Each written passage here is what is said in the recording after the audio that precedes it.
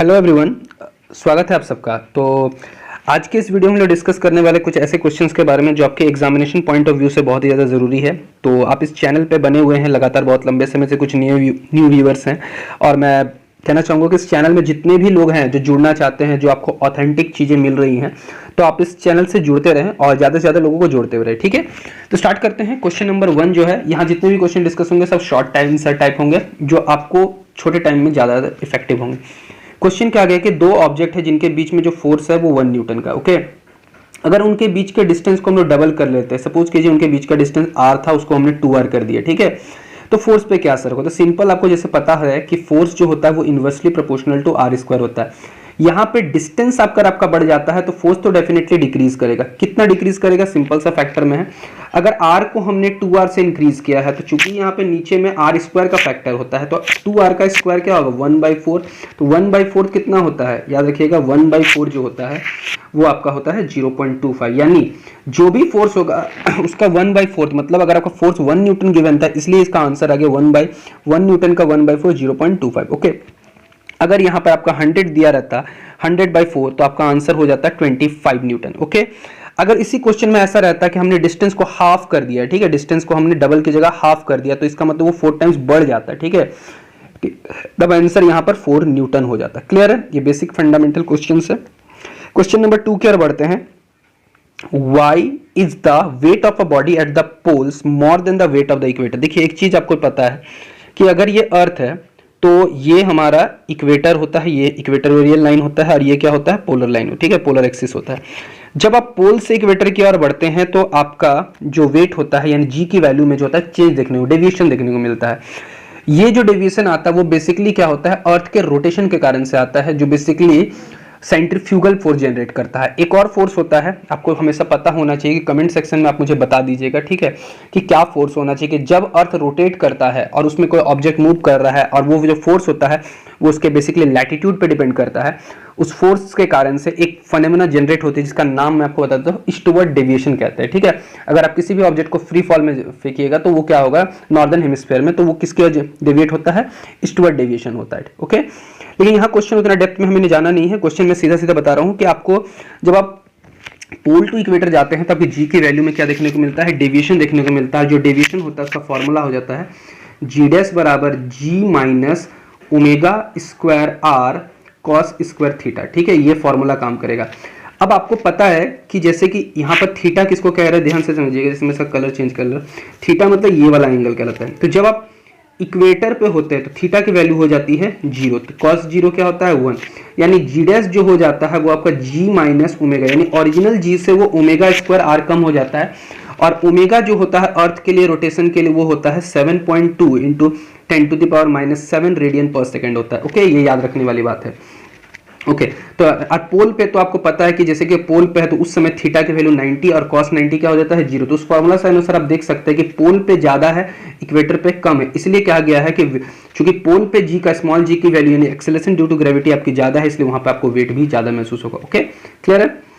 Question number 3 जो है वो आपका बोला गया, बहुत बार क्वेश्चन रिपीटेड क्वेश्चन कि कोफिशिएंट ऑफ विस्कोसिटी के डायमेंशन निकालना। तो ध्यान से समझिएगा, कोफिशिएंट ऑफ विस्कोसिटी के लिए जो आप फॉर्मूला लगाइएगा, एफ बराबर ईटा ए डीवी बाई डी एक्स होता है, जहाँ ए एरिया ऑफ क्रॉस सेक्शन, यहाँ पर एरिया ऑफ कॉन्टैक्ट हो जाएगा, यानी बेसिकली एरिया का डायमेंशन लगने वाला है, और डीवी बाई डी एक्स जो है वो आपका वेलोसिटी ग्रेडियंट है। ओके, तो यहाँ से जब आप जस्ट ए मिनट, ओके, जब आप यहाँ से ईटा निकालने जाइएगा, ओके, जब आप यहाँ से ये pin, okay wait for minute,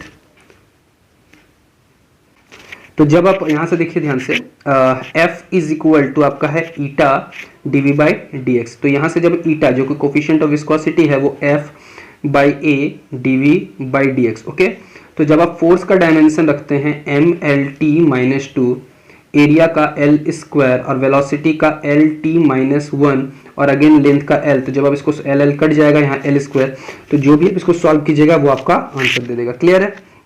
question number 4 की ओर बढ़ते हैं। विच थर्मो, या फिर आप इसको डायरेक्टली याद कर लीजिए, ठीक है।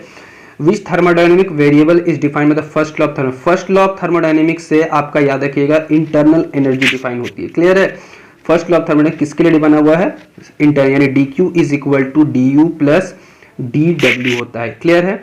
अब सेकंड लॉ जो आपको पता है उसमें दो स्टेटमेंट होते हैं second law thermal, Kelvin Planck's statement होता है, क्लॉसियस। कैल्विन प्लैंक्स आपका याद रखिएगा हीट इंजन पे बेस है, क्लॉसियस जो होता है वो आपका रेफ्रिजरेटर पे बेस है। एक होता है थर्ड लॉ ऑफ थर्मोडायनेमिक्स जो कि कहता ये है कि अगर एब्सोल्यूट टेम्परेचर पे भी क्या होता है कि जो एंट्रोपी होती है वो फाइनाइट होती है। एक होता है आपका जीरोथ लॉ ऑफ थर्मोडायनेमिक्स, ठीक है, अगर ए और बी थर्मोडायनेमिक इक्विलिब्रियम, बी और सी भी थर्मोडायनेमिक इक्विलिब्रियम में है तो ऑटोमेटिकली ए और सी भी थर्मोडायनेमिक इक्विलिब्रियम में होंगे। ये पॉइंट्स आपको याद रखने की बात है। क्वेश्चन नंबर 5 की और बात करते हैं, in which medium sound travel faster, iron water. तो एक चीज जान लीजिए कि यहाँ पर क्या लिखा गया, आप एक बार पढ़ सकते हैं, क्या लिखा है, sound travel faster in solid medium. याद रखिएगा साउंड हमेशा सॉलिड मीडियम में फास्टर ट्रैवल करता है देन लिक्विड एंड देन क्या होता है, क्योंकि ऐसा कारण क्या है, इसकी सबसे बड़ी रीजन है इलास्टिसिटी, ठीक है। याद रखिएगा कोई भी साउंड अगर ट्रैवल कर रहा है तो यही साउंड क्या है, एक तरह का मैकेनिकल वेव है, और कोई अगर मैकेनिकल वेव अगर किसी मीडियम में ट्रैवल कर रहा है तो मैकेनिकल वेव को ट्रैवल करने के लिए मीडियम में इलास्टिसिटी बहुत अच्छी होनी चाहिए। बेसिकली मीडियम में क्या होना चाहिए, इनर्शिया होना चाहिए।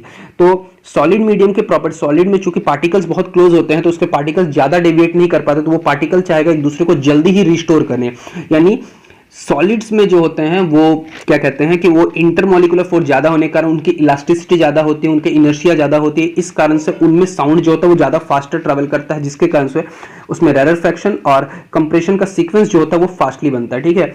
और जो बेसिकली इसमें जो इलास्टिक वेव ट्रैवल करता है उसकी जो स्पीड हो जाती है वो गामा पी बाई रो होता है, जहां गामा जो होता है वो मीडियम के सॉलिड के केस में वो गामा क्या होता है, यंग्स मॉड्यूल ऑफ इलास्टिसिटी होता है। Pressure is the pressure generated in medium and rho is become the density. और अगर आप लिक्विड के केस में देखना चाहते हैं तो लिक्विड के केस में वही आ जाता है, वहां पे आपका बीटा का फैक्टर, सॉरी बी यानी बल्क मॉड्यूलस का फैक्टर आता है। क्लियर है, तो इतने सारे पॉइंट आपको याद रखने की जरूरत है। ओके, बढ़ते अपने अगले क्वेश्चन की ओर। अगला क्वेश्चन क्या कह रहा है, क्वेश्चन नंबर 7 है आपका 6 है, sorry, what is the nature of the thermal change in air when a sound wave propagate. याद रखिएगा साउंड वेव जब भी प्रोपगेट होता है एक मीडियम में, ठीक है, वो क्या होता है, एडियाबेटिकली प्रोवाइड, ठीक है, वो एक्सपेंशन क्या होता है, एडियाबेटिक, इसलिए वहां पर याद रखिए एडियाबेटिक के इक्वेशन ज्यादा फॉलो करते हैं। अब पहले चूंकि न्यूटन्स ने सबसे पहले इसको दिया था, एक फैक्ट आप अपने लाइब्रेरी में ऐड कर लीजिए कि न्यूटन ने सबसे पहले बताया था कि साउंड जब एक मीडियम से दूसरे मीडियम चलता है तो वो क्या करता है, वो आइसोथर्मली चेंज करता है, लेकिन बाद में इसको डिस्कार्ड किया गया और कहा गया कि इसको एडियाबेटिकली एक्सपेंड करता है, इसलिए एडियाबेटिक के इक्वेशन ज्यादा लगेंगे। और बाद में इसको करेक्शन किसने किया था, याद देखिएगा लैपलेस ने किया था। किसने किया था, लैपलेस ने।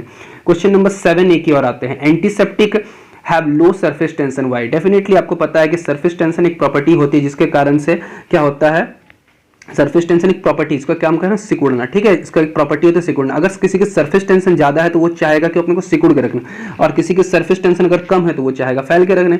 आप जो एंटीसेप्टिक क्रीम्स लगाते हैं, ठीक है, ध्यान से समझिएगा, एंटीसेप्टिक जैसे कोई चोट लगे, जैसे बोरोप्लस हो गया, बोरोलिन हो गया, या फिर कोई भी अदर एंटीसेप्टिक क्रीम, अगर उसकी सरफेस टेंशन ज्यादा होगी तो इसका मतलब वो सिकुड़ जाएगा, यानी वो एक जगह पे इकट्ठा रहेगा क्रीम। लेकिन अगर उसी की सरफेस टेंशन कम हो जाएगी तो वो फैलेगा बहुत आसानी से, यानी वो घाव को जल्दी अच्छे ठीक कर लेगा। इसीलिए सरफेस टेंशन की, इसलिए एंटीसेप्टिक क्रीम की सरफेस टेंशन क्या होती है, कम होती है। यही चीज लिखा हुआ है जो आप पढ़ सकते हैं यहाँ पे। क्लियर है। इसके अलावा आपको मुझे कमेंट सेक्शन में बताइए कि सरफेस टेंशन को कौन कौन से ऐसे फैक्टर है जो इफेक्ट करते हैं। कमेंट सेक्शन आपके लिए खुला हुआ है, कमेंट सेक्शन में बताइए, ठीक है।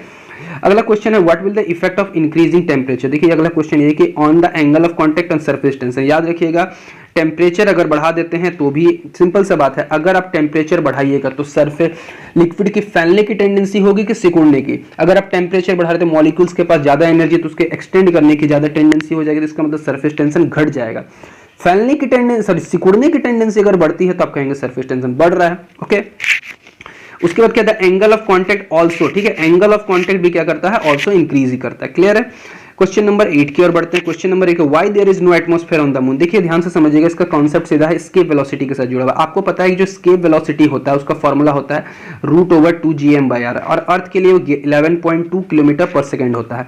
लेकिन मून के लिए चूंकि वहां मून का मास भी कम है, रेडियस भी कम है, तो डेफिनेटली उसकी स्केप वेलोसिटी भी कम है। और इसकी स्केप वेलोसिटी इतना कम है कि जो हवा जो है ना वहां पर रह ही नहीं पाता। स्केप वेलोसिटी, हवा अपने वो मून के ग्रेविटेशन फील्ड को ही क्या कर जाता है, तोड़ के निकल जाता है। स्केप वेलोसिटी किसे कहता है, एक ऐसी मिनिमम वेलोसिटी जिससे आप किसी भी ऑब्जेक्ट को थ्रो करते हैं तो वो उस प्लैनेट या उस ऑब्जेक्ट के ग्रेविटेशन फील्ड को क्या कर देता है, तोड़ के बाहर निकल जाता है। ओके, तो बेसिकली क्या है कि ये इसमें यहाँ पे जो भी रीजन लिखा मैं आपको पढ़ के बता देता हूँ। The escape velocity of the moon is very much less than the root mean square of the velocity of the moon, therefore the molecule of the escape from the moon से the magnetic field is weak on the surface of the moon. ठीक है, यहाँ magnetic field की बात कि नहीं आएगी, ठीक है। मैग्नेटिक फील्ड का यहाँ कोई लेना देना, ये स्टेटमेंट रॉन्ग है, बट मैंने आपको समझा दिया है, एक्सप्लेन कर दिया। आई होप कि आप वहाँ से एग्जाम में से डिलीवर कर सकते हो। ओके, क्वेश्चन नंबर है 9 के, why rain drops are spherical in सब। देखिए, एक सिंपल सा रीजन है, रेन ड्रॉप का स्फेरिकल होने का रीजन के पीछे होता है सरफेस टेंशन, ठीक है। सरफेस टेंशन जो होता है, ठीक है, सरफेस टेंशन क्या होता है, किसी बॉडी के सरफेस को सिकुड़ने की प्रॉपर्टी है। ओके, तो सिकुड़ने की प्रॉपर्टी है, क्योंकि सरफेस टेंशन जितना कम होगा, ठीक है, सरफेस टेंशन जितना कम होगा, ओके, इसका मतलब देखिए यहाँ पर मैं पढ़ के बता रहा था, rain drop started to show in form a रफली spherical surface due to the surface tension, ठीक है। सरफेस टेंशन के कारण से ऐसा हुआ। The surface tension is the skin of the body of the water that makes the molecule stick each other, this cause the weak hydrogen bond that occur between the water molecule. Okay, whatever it is written here, simple आप fact में याद रखिए कि अगर surface tension, ठीक है, surface tension, जैसे अगर सरफेस टेंशन है तो वो उसको क्या करना चाहेगा, सरफेस टेंशन की एक और प्रॉपर्टी होती है कि वो सरफेस एरिया को मिनिमम करना चाहता है। सरफेस एरिया को मिनिमम करने का मतलब सरफेस एनर्जी को मिनिमम, सरफेस एनर्जी को अगर वो मिनिमम करेगा तो स्टेबिलिटी ले लेगा। इसी कारण से कोई भी लिक्विड चाहता है सरफेस को सिकुड़ना, सरफेस टेंशन को रिस्पॉन्सिबल बना दिया जाता है। ओके, क्वेश्चन नंबर 10 की ओर बढ़ते हैं। What is the difference between isothermal and adiabatic. देखिए, आइसोथर्मल सिंपल है, आइसो अगर इसको तोड़ते हैं, आइसो प्लस थर्मल, मतलब आइसो मींस सेम और थर्मल मींस हीट, जिसमें टेम्परेचर, वैसा थर्मोडायनेमिकल प्रोसेस जिसमें टेम्परेचर कांस्टेंट रहता है, ठीक है, उसको आइसोथर्मल, और वैसा थर्मोडायनेमिकल प्रोसेस जिसमें एडियाबैटिक, जिसमें हीट का कोई एक्सचेंज नहीं होता है, ठीक है, जिसमें हीट का कोई एक्सचेंज अलाउड नहीं होता, उसको हम लोग एडियाबैटिकली कहते हैं, ठीक है। तो एडियाबैटिक हमेशा, जैसे अगर कोई प्रोसेस बहुत स्लोली होता है तो इसका मतलब वो होता है आइसोथर्मल प्रोसेस होगा, और कोई चीज अचानक होता, सडनली होता, तो वो एडियाबैटिक प्रोसेस के काउंट में आता है, ठीक है। जैसे मैं आपको एग्जांपल, जैसे बलून का फूटना, बलून अगर ब्रस्ट कर रहा है या फिर टायर कोई फूट रहा है तो वो सडनली प्रोसेस हो रहा है, तो वो एडियाबैटिक प्रोसेस हो रहा है। लेकिन अगर आप कार्नोट इंजन जैसे कोई भी साइकिल में अगर आप किसी भी चीज को स्लोली प्रेस कर रहे हैं तो वो आइसोथर्मल चेंज देता है। ओके, ये फैक्ट आप याद रखिएगा।